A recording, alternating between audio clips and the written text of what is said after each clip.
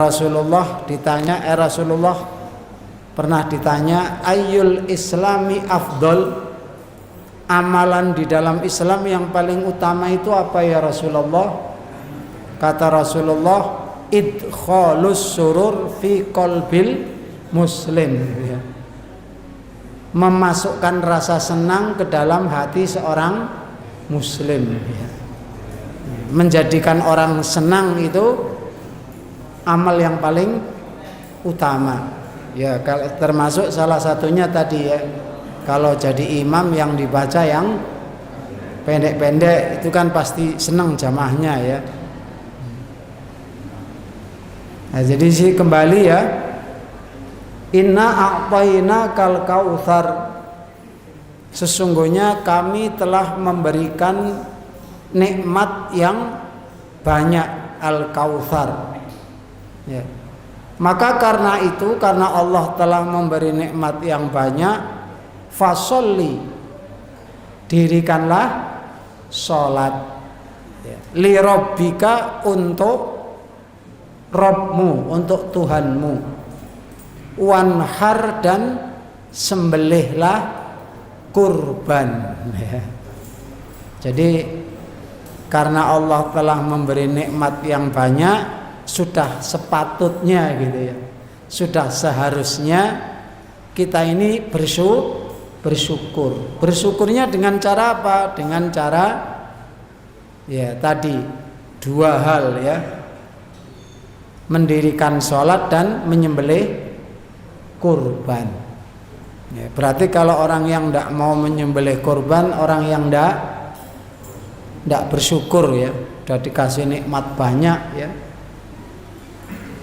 Kemudian ketika Rasulullah Shallallahu Alaihi Wasallam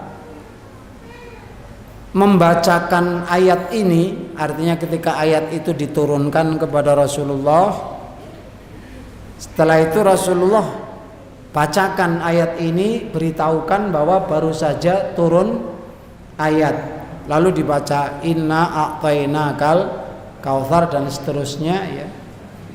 Setelah itu Rasulullah bertanya, at-tadruna mal kautsar, apakah kalian tahu apa itu al kautsar? Maka para sahabat menjawab, Allahu wa rasuluhu a'lam, Allah dan Rasulnya lebih tahu. Maka akhirnya Rasulullah menjawab sendiri, menerangkan sendiri, ya, huwa nahrun, al kautsar itu kata Rasulullah adalah sungai. Jadi makna al kautsar ada dua, ya. Secara umum maknanya adalah nikmat yang banyak. Tapi secara khusus al kautsar itu nama sebuah sungai, ya. Wa adanihi rabbi, yang Allah telah menjanjikan untukku, ya. Alaihi khairon katsira, di dalamnya ada kebaikan yang banyak. Wa huwa khaudun, dan sungai itu menjadi sebuah telaga. Jadi sungai Al-Kautsar itu mengalir menjadi sebuah telaga, ya.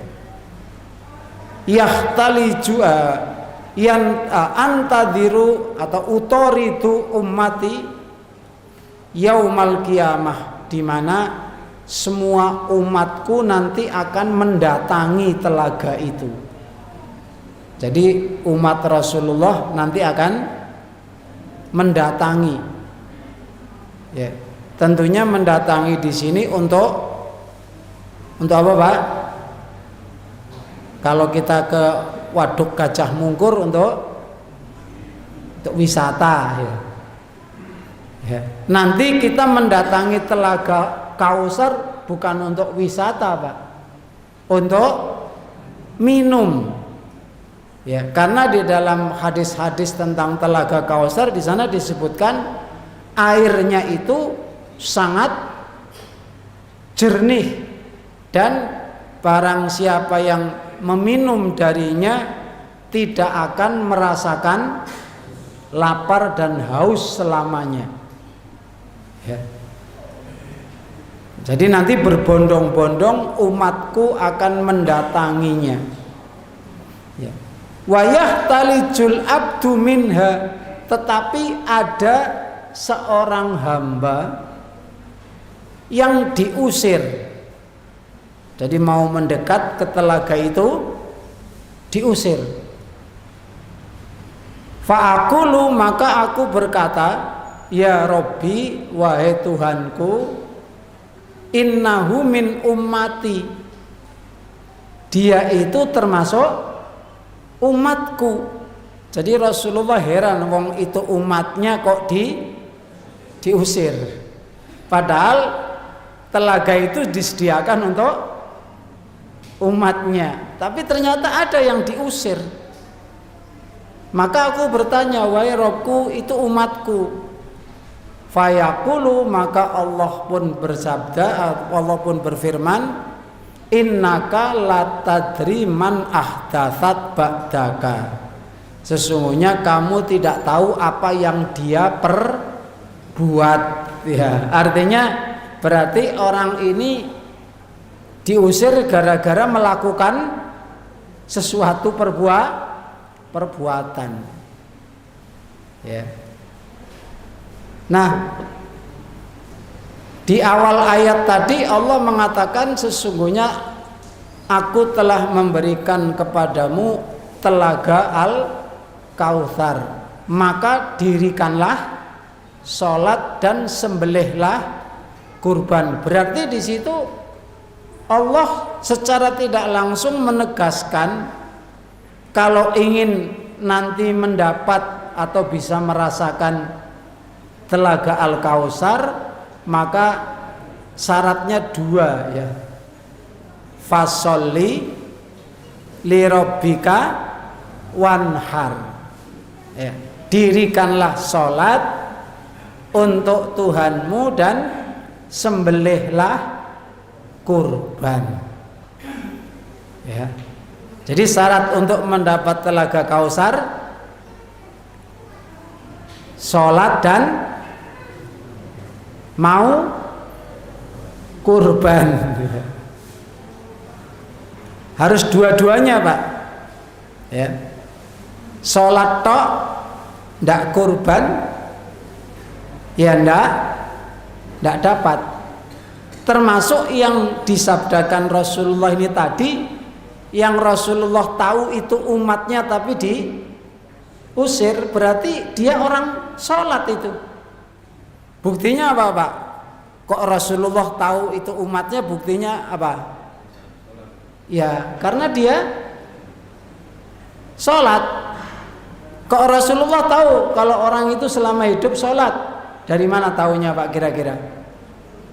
Ada yang tahu?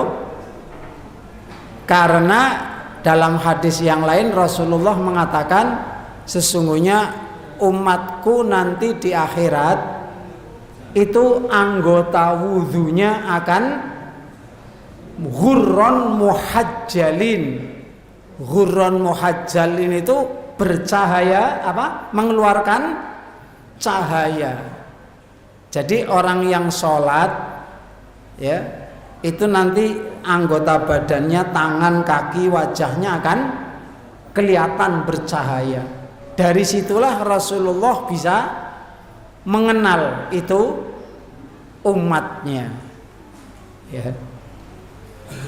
Maka orang yang disebutkan dalam hadis itu Rasulullah mengenal kalau itu umatnya, berarti orang itu wajahnya, tangannya bercahaya, berarti dia sholat, ya kan?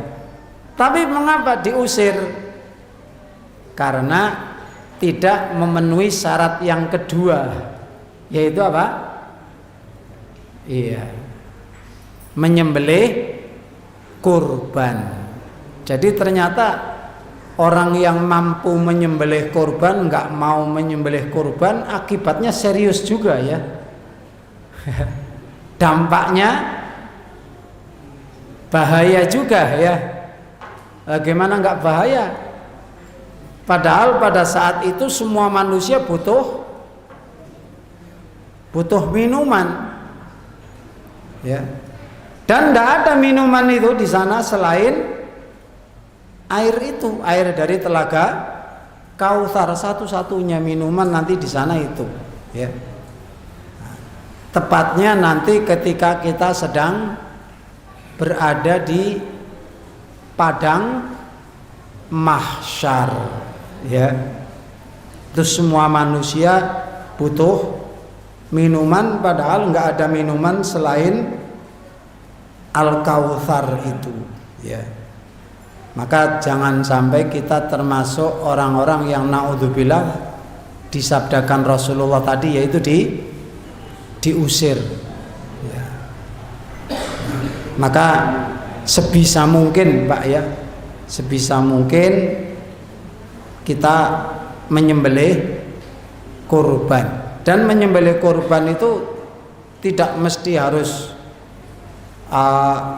ikut menyembelih kurban di masjid, di kepanitiaan, tidak mesti harus seperti itu ya. Kalau mau disembelih sendiri di rumah juga tidak apa-apa ya. Kalau tidak bisa yang besar ya, yang kecil tidak apa-apa ya. Yang penting sudah memenuhi syarat ya. Kalau kambing itu sudah syaratnya apa Pak? Sudah musinnah ya. Musinnah itu sudah berumur 1 tahun. Nek cara Jawa wis wel. Musinnah kalau bahasa Arabnya ya. Dan kalau memang uangnya terbatas sekali, bisanya beli yang murah, yang betina Pak ya, yang wedok juga tidak apa-apa ya, karena tidak ada syarat harus jantan, itu tidak ada ya. Intinya sebisa mungkin ya, sebisa mungkin kita menyembelih kurban ya. Dan sunahnya itu yang nyembelih sendiri ya. Sunahnya yang nyembelih sendiri. Walaupun kalau dipasrahkan orang lain juga nggak apa-apa ya. Baiklah, kita lanjutkan masih membahas tentang as-sabru ya, sabar. Di mana pembahasan tentang sabar ini ternyata sangat luas sekali ya. Pada pertemuan yang lalu kita sudah membahas tentang bahwa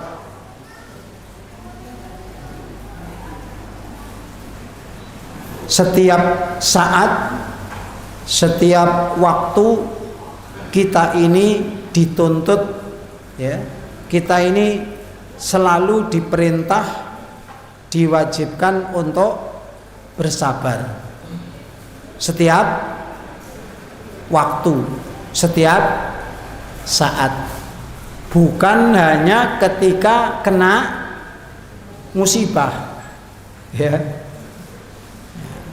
Sekarang ini seolah-olah seakan-akan sabar itu hanya kita butuhkan ketika kena musibah ya. Ya memang betul bahwa ketika musibah itu juga salah satu saat di mana kita dituntut ya, diperintahkan untuk bersabar. Tapi ternyata tidak Pak. Sebab ternyata bersabar itu bukan hanya ketika kita tertimpa atau mengalami sesuatu yang tidak menyenangkan ya. Ternyata sabar itu dibutuhkan juga ketika kita dalam keadaan normal atau dalam keadaan nyaman-nyaman saja ya, dalam keadaan tidak mengalami kesusahan, ya. Tidak mengalami kesulitan, tidak mengalami musibah, itu juga dituntut untuk bersabar, ya. Atau bersabar dalam keadaan keadaannya itu seperti atau sesuai dengan yang kita inginkan, ya. Seperti misalnya semua manusia ingin sehat, ya. Maka ketika kita dalam keadaan sehat itu juga dituntut untuk bersabar, ya. Juga dalam keadaan selamat, ya. Juga dalam keadaan banyak harta, ya. Banyak harta, malah itu lebih besar lagi dituntut untuk bersabar, ya. Juga dalam keadaan dia mempunyai kedudukan atau jabatan, ya. Karena orang yang punya kedudukan itu dia bisa mempengaruhi orang, ya. Kata Rasulullah, ada dua golongan manusia yang kalau dua golongan ini baik maka akan baiklah semua manusia. Kalau dua golongan ini fasad, idza fasadan nasu kulluhum, maka semua manusia akan fasad.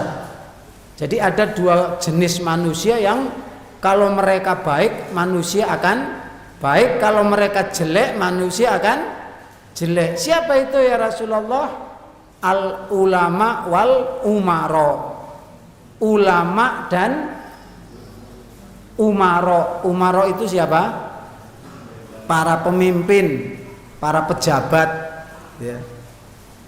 Kenapa mereka dikatakan kalau mereka baik manusia baik, kalau mereka rusak? Karena mereka punya kekuasaan untuk, boleh dikatakan, ngabang irengke masyarakat, ya. Karena mereka punya kekuasaan untuk misalnya membuat keputusan-keputusan, ya, membuat peraturan, membuat undang-undang, ya. Atau yang lebih rendah peraturan, ada peraturan presiden, ada peraturan Pemda, ya. Ada peraturan macam-macam, ya. Itu kan akan menjadikan manusia baik atau jelek, ya. Kalau peraturannya baik ya akan menjadikan manusia baik, ya kan. Kalau peraturannya jelek akan menjadikan manusia jelek, ya. Peraturan yang baik contohnya apa? Contohnya peraturan melarang maksiat, ya. Peraturan yang melarang maksiat itu kan menjadikan manusia baik, ya Pak, ya. Dengan manusia larangan yang ketat maksiat, biasanya ada istilahnya perda, ya. Perda, peraturan daerah, ya. Maka akan menjadikan orang baik. Karena orang mau berbuat maksiat nggak bisa, ya. Sebaliknya kalau dia bikin peraturan yang malah memberikan kelonggaran, kebebasan berbuat maksiat, ya. Kalau di Parangjoro, tahu Parangjoro, Pak? Parangjoro itu masih Kecamatan Grogol, ya. Itu sekarang lagi rame karena di tengah-tengah masyarakat Muslim, tapi di situ berdiri mie babi, ya. Ya walaupun sebetulnya di sana sih banyak, Pak, di Kampung Baru sekitar Pasar Gede banyak, tapi di sana kan masyarakatnya kebanyakan Cino, ya. Wajar kalau di sana ada mie babi, ya. Sate babi itu wajar. Ini di tengah masyarakat Muslim, ya. Kok di situ ada terang-terangan mie babi ya, sama sate babi, sama rica-rica babi. Maka kemarin sudah diadakan audiens ya, audiens itu apa namanya, tukar pikiran dengan bupati ya, cuman bupati mau menutup kalau ada desakan dari masyarakat. Lo mau nutup kayak gitu aja harus nunggu desakan ya. Nah, wong dia yang punya kuasa tinggal tanda tangan aja kok tidak nunggu. Jamaah yang dirahmati Allah, jadi ini ya. Nah, maka kalau orang itu punya kekuasaan di situ dituntut untuk bersabar ya. Bukan hanya orang miskin, orang melarat yang butuh sabar, orang yang sedang diberikan kekuasaan juga, dan lain-lain ya, orang yang banyak pengikutnya, orang yang suaranya didengar, digugu ya, mereka lebih butuh untuk bersabar ya. Intinya sabar dalam keadaan dia keinginannya atau selalu dalam keadaan sesuai dengan keinginannya ya. Makanya Allah Subhanahu wa taala berfirman dalam Al-Qur'an ya, di dalam surat Al-Munafiqun, ya ayyuhalladzina amanu la tulhikum amwalukum wala auladukum an dzikrillah. Wahai orang-orang beriman, janganlah anak-anak dan hartamu melalaikan kalian dari zikrullah, melalaikan kalian dari beribadah kepada Allah. Orang yang ketika diberikan harta, diberikan jabatan nggak sabar, itu akhirnya menjadikan hartanya, jabatannya, kedudukannya itu melalaikan dia dari ibadah kepada Allah ya. Ya.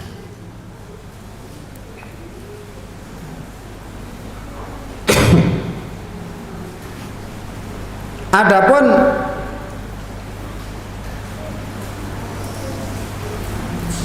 dalam keadaan di mana tidak sesuai atau tidak seperti yang diinginkan, yang kita dituntut bersabar. Jadi kalau tadi yang saya sebutkan itu sabar dalam keadaan sesuai dengan keinginan kita ya, sehat, selamat ya. Anaknya sehat-sehat, anaknya nurut-nurut, itu kan keadaan yang kita inginkan ya. Kita punya kedudukan, kita orang baik kepada kita, orang manut kepada kita, itu kan sesuai yang kita inginkan seperti itu ya.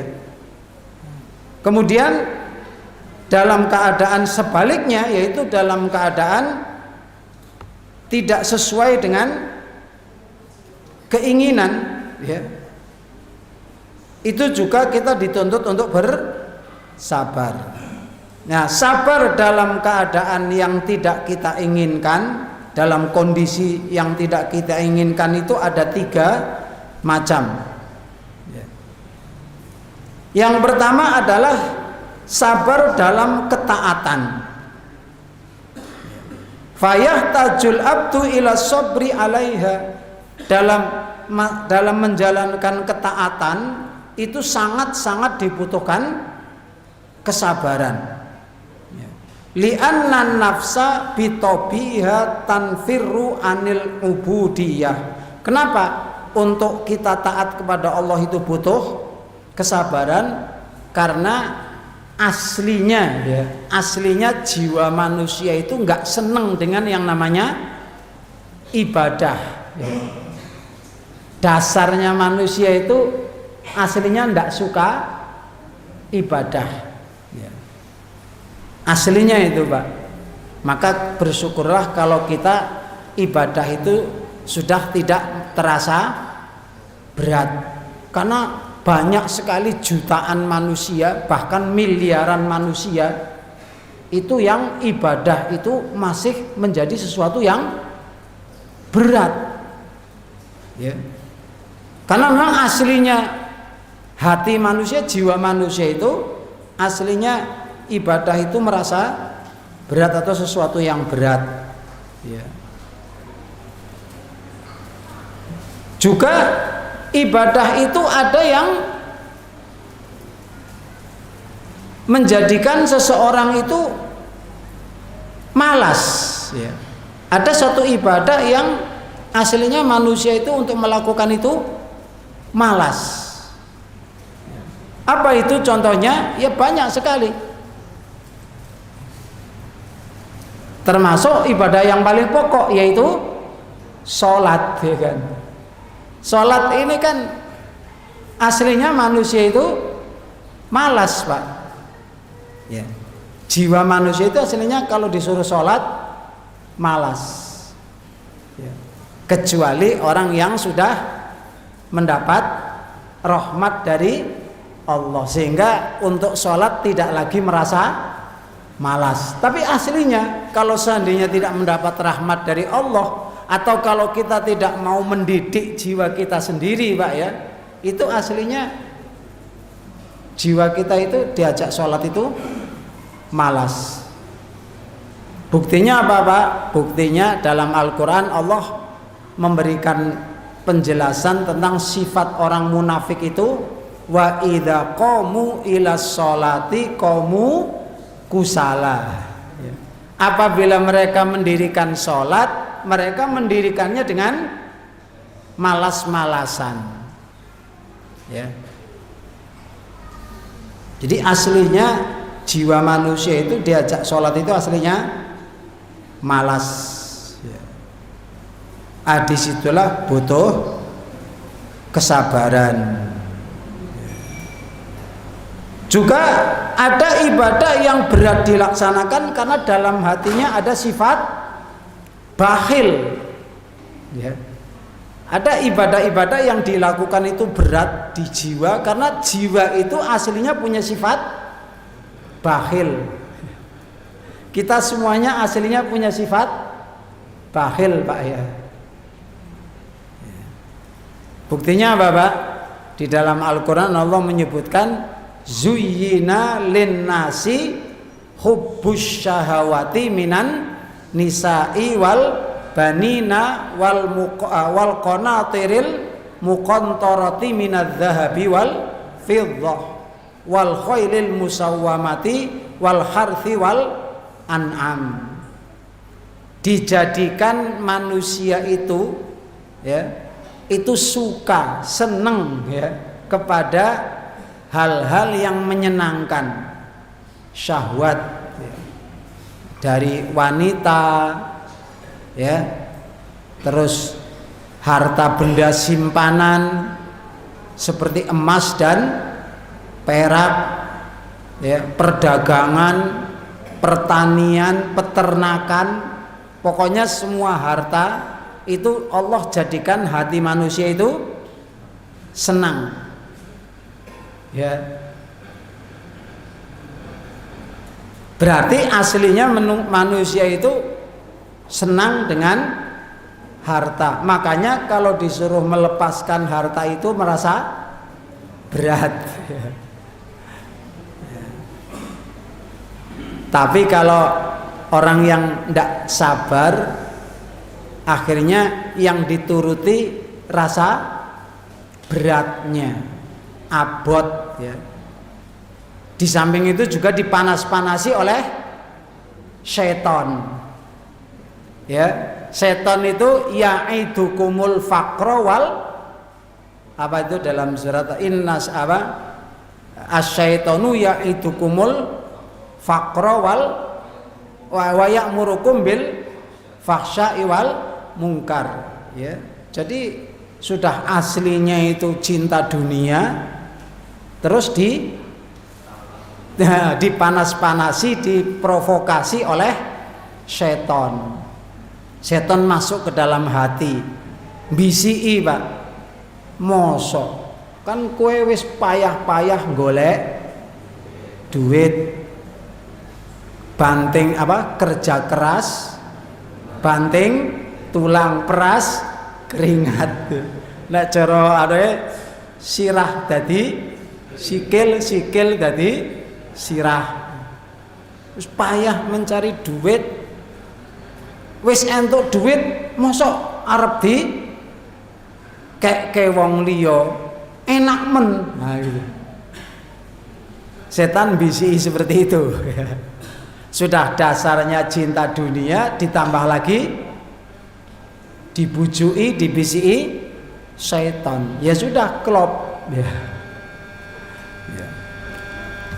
Ya. Jadi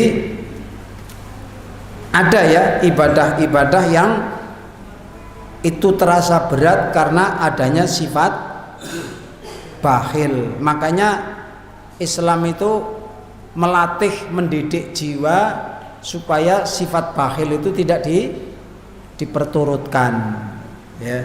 Ya, termasuk ibadah-ibadah yang kita diperintahkan mengeluarkan harta, ya, kurban, zakat, akikoh, ya, infak, sedekah, itu dalam rangka mendidik jiwa kita, mendidik hati kita supaya kita tidak selalu memperturutkan kebahilan, ya, karena kebahilan yang diperturutkan akan menjadi bahaya, ya. Kalau dalam hadis itu menjadi muhlikat, perkara yang mencelakakan, ya. Jadi dalam keadaan seseorang itu aslinya, ya, bakhil itu berat, ya. Maka ketaatan ini butuh sekali dengan kesabaran untuk tetap menjalankan ketaatan itu, ya. Dan ketika sudah dilaksanakan, sudah dijalankan ketaatan itu, dia sudah bisa mengalahkan bisikan setan, dia sudah bisa mengalahkan dasarnya malasnya, ya. Maka dia tetap harus bersabar. Ketika sudah bisa mengalahkan bisikan setan, dia tetap beribadah. Dalam kondisi beribadah dia juga tetap butuh kesabaran, ya. Kesabaran untuk apa? Untuk senantiasa ikhlas, ya. Untuk senantiasa dalam ibadahnya itu betul-betul fokus lillahi ta'ala, ya. Jadi kadang-kadang sudah sabar, ya. Sabar dalam arti dia sudah bisa dikalahkan rasa bakhilnya, ya, sehingga dia mau mengeluarkan harta, ya, untuk zakat, untuk infak, sedekah, berkorban. Tapi ketika sudah melaksanakan, dia tidak bersabar dengan bisikan yang lain, yaitu bisikan untuk apa? Ya, untuk tidak terjerumus ke dalam riya, ya. Dan kalau biasanya ibadah-ibadah yang sifatnya harta itu paling gampang untuk kita riya, Pak, ya.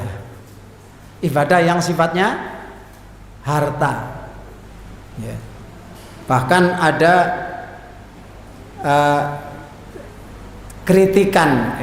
kritikan dari seorang syekh di Madinah, ya. Saya pernah lihat potongan ceramahnya di media sosial.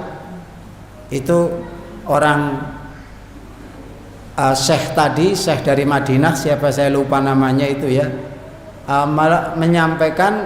menyebutkan tentang kebiasaan jamaah haji dan umroh Indonesia, ya, yang selalu apa?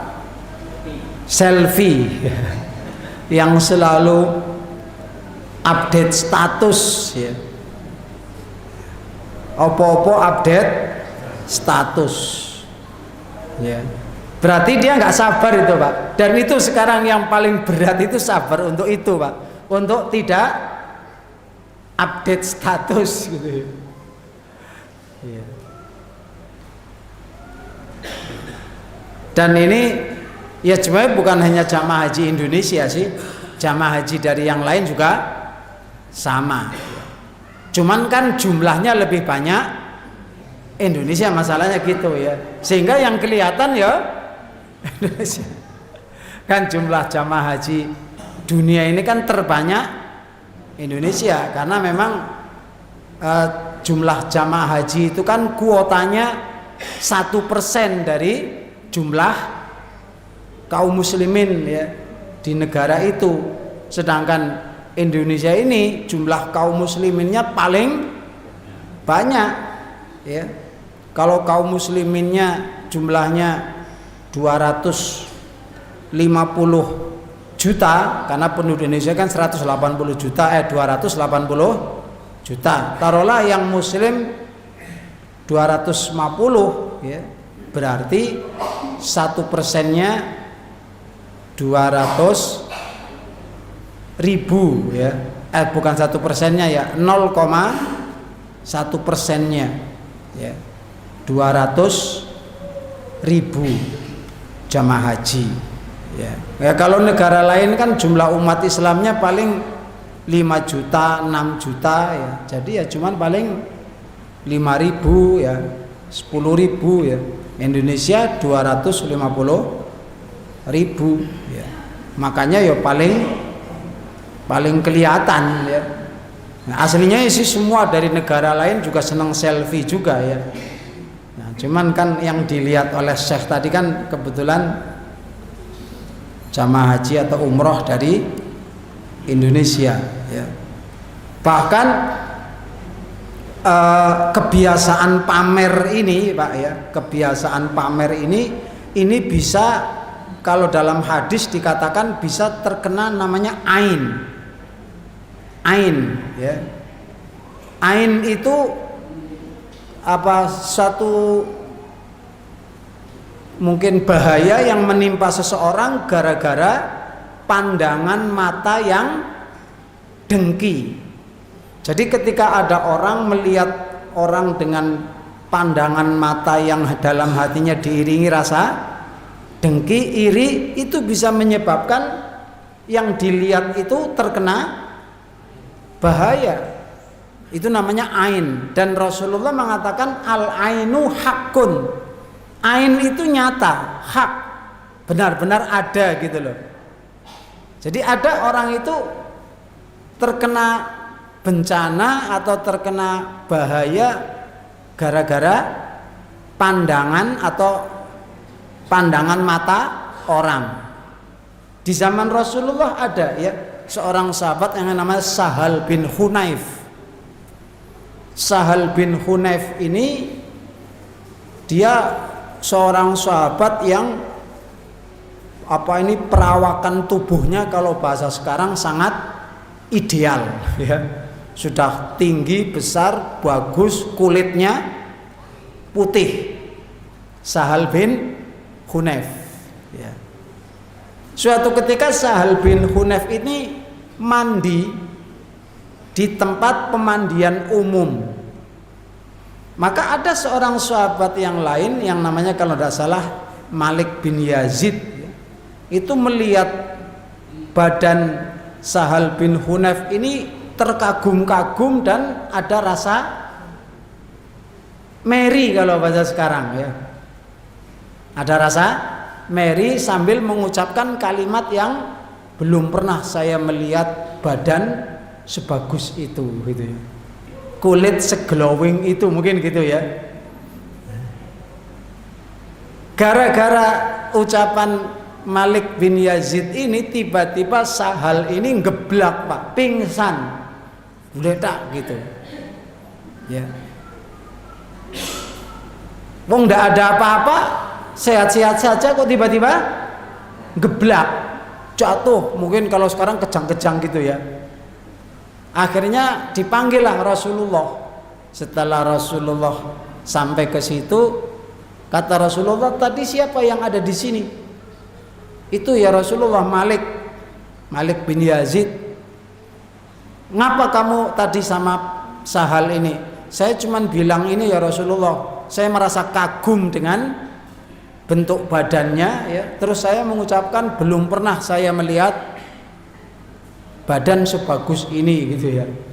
Akhirnya kata Rasulullah, kamu hampir saja membunuh temanmu ini.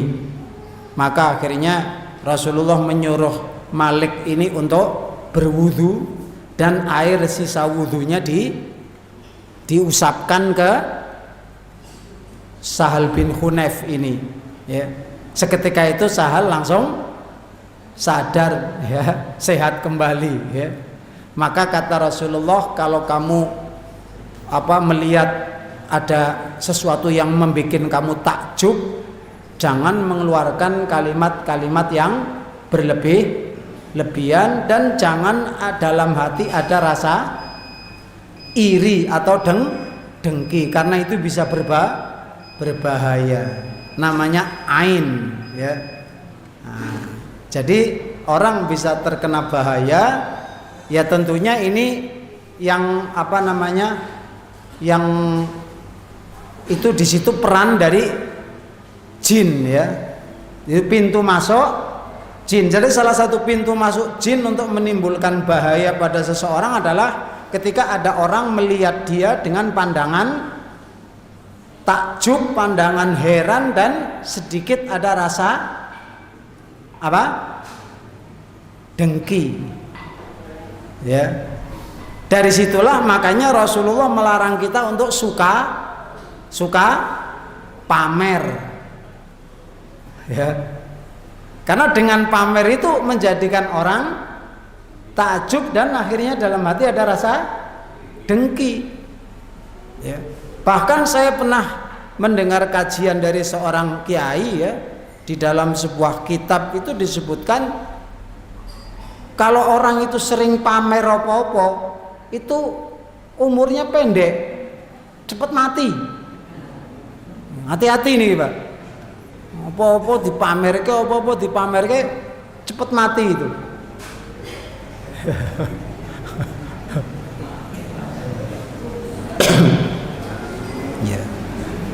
Ya walaupun pengaruhnya tidak mesti berpengaruh pada umur ya. Tapi mungkin bisa pengaruh yang lain, mungkin mendapatkan musibah yang lain, sial atau tertimpa musibah, atau kalau seperti Sahal bin Hunayf tadi ujuk-ujuk pingsan ya. Wah, kalau seandainya waktu itu nggak langsung diberi solusi oleh Rasulullah kan bahaya ya. Nah, untungnya waktu itu Rasulullah langsung datang dan memberikan solusi ya kan. Makanya di dalam Al-Quran Allah menyebutkan, wa iyyakadul ladzina kafaru la yuzliqunaka bi absarihim. Hampir-hampir orang-orang kafir itu mencelakakan kamu dengan pandangan mereka. Ya. Itu kalau kita baca di dalam tafsir ya, tafsir At-Tabari disebutkan asbabun nuzul surat itu surat apa itu pada wa iyyakadul ladzina kafaru la yuzliqunaka bi absarihim, surat apa itu? Akhir dari surat Al-Qalam ya. Nun wal qalami wa ma yasturun, itu di ayat akhir, ayat keberapa itu, ke-12 apa enggak salah ya.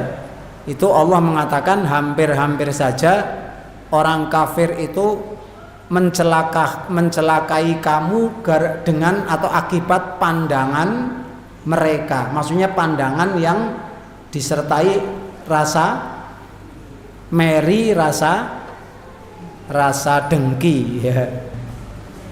Ya mungkin pamer dengan mensyukuri nikmat itu bedanya tipis ya. Kan salah satu mensyukuri nikmat kan diperlihatkan nikmatnya itu ya. Wa amma bi nikmati rabbika fahadits, terhadap nikmat-nikmat Rabbmu maka fahadits, ceritakanlah ya, perlihatkanlah. Jadi memperlihatkan nikmat itu juga perintah Allah. Tapi pamer itu dilarang. Jadi bedanya tipis Pak antara pamer dengan memperlihatkan nikmat Allah ya. Tapi lebih hati-hatinya ya sudah, jangan terlalu sering pamer ya. Apalagi pamer yang berpotensi menjadikan orang meri, yang berpotensi menjadikan orang dengki ya. Itu jangan ya. Ya kalau misalnya cuman dipamerkan di kalangan tertentu, disampaikan cuman di kalangan keluarga mungkin tidak apa-apa Pak ya. Tapi kalau dipamerkan ke orang banyak kan ini bisa bahaya ya. Jadi apa? Ain itu adalah hak kata Rasulullah ya. Jangan sampai gara-gara kita pamer terus orang yang melihatnya dengan perasaan dengki. Dan mesti Pak ya, mesti kalau kita dipameri mesti hati kita dengki Pak, mesti itu. Walaupun kadang dengkinya cuman kita simpan dalam hati gitu. Tapi kadang-kadang dengkinya ada juga yang diungkapkan. Misalnya ada orang pamer makanan misalnya ya. Yang sering kan pamer makanan Pak ya. Lagi makan di mana ya, terus difoto ya, di posting status. Itu orang yang melihat kan mesti ada satu dua yang mengatakan, "Alah, ngene wae di." Itu berarti pandangannya pandangan dengki itu ya kan. Ya, tapi kalau supaya selamat, kalau ada teman kita yang pamer-pamer seperti itu supaya dia selamat, kita jangan dengki Pak. Ya kita doakan saja barakallahu fikum gitu ya. Tapi kalau kita dengki terus komentarnya jadi gimana? Alah ngono pamer. Itu berarti komentar dengki itu ya. Komentar dengki itu berarti Pak ya. Ya. Ya kita ucapkan saja barakallahu fikum gitu ya. Sebab supaya jangan sampai nanti dia terkena ain ya. Ya. Ada anak kecil itu tiba-tiba sakit ya. Sakitnya aneh ya, kejang-kejang, itu bisa jadi karena ain tadi ya, karena apa itu menjadi pintu masuk jin untuk menimpakan madorot atau bahaya ya. Intinya ketika kita sudah beramal jangan kemudian kita dituntut untuk bersabar. Sabar apa? Sabar menahan diri untuk tidak dipamerkan ya. Berat ini, sekarang berat sekali itu Pak. Sabar untuk sabar menahan diri untuk tidak pamer ini sekarang berat sekali. Berat sekali. Kenapa? Karena alat untuk pamernya gampang ya kan, dengan HP. Kalau dulu kita mau pamer dengan apa? Ya kan? Ya. Sekarang pamer itu sangat mudah sekali. Jadi sekarang ini kita lebih dituntut untuk bersabar dalam beribadah khususnya. Ya. Ya. Saya punya teman ya di Magelang itu sampai belas nggak pernah ngirim foto, nggak pernah video, tahu-tahu sudah pulang haji gitu ya. Tahu-tahu sudah haji toh, iya kemarin gitu kan. Ya mungkin dia paling ngirim untuk keluarganya saja. Ya kalau keluarga ya wajar Pak ya, pengen tahu keadaannya sehat atau tidak, maka perlu dikirim foto. Itu kalau keluarga. Lah kalau wong liya apa hubungannya kan itu ya. Nah, jadi memang sekarang ini kita luar biasa ya, dituntut untuk bersabar dalam beribadah kepada Allah, bersabar untuk menahan diri untuk tidak pamer ya. Karena orang ini zaman sekarang kan opo-opo itu acara apa saja, kegiatan apa saja, intinya itu kan acara intinya apa? Foto Pak ya. Foto guys. Opo-opo mesti foto ya.